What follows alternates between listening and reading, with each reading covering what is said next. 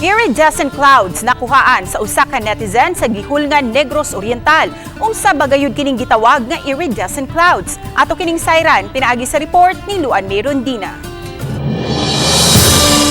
Sa video nga kuha ni Jericho Idoliantes ug Benji Tanghiya niadtong milabay Huwebes, makita ang daw usa ka halo nga mabulokon o colorful nga nagpatong sa usa ka baga'ng dag-um.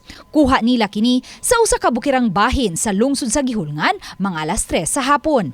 Milanat ang talan-awon ug dulan sa usa ka oras ug inanay ra usab kining nawa matud ni Benji. Gipasabot ni Ana Dumdum, weather specialist sa PAGASA Visayas, nga usa ka iridescent clouds ang nakuhaan og video nila ni Jericho ug Benji.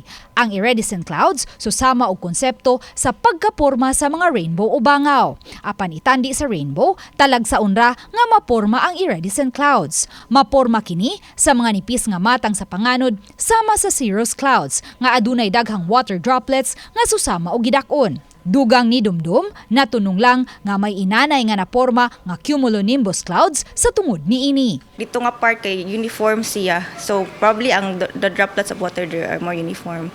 So conducive siya if nay sinag or light from the sun nga from the background or incident ato nga kuan makakita ta sa effect nga mura siya halo or mura'g rainbow like nga mura'g ring on top of that cloud. Uban ni Marlon Malgazo, Luan Merondina, Balitang Bisdak.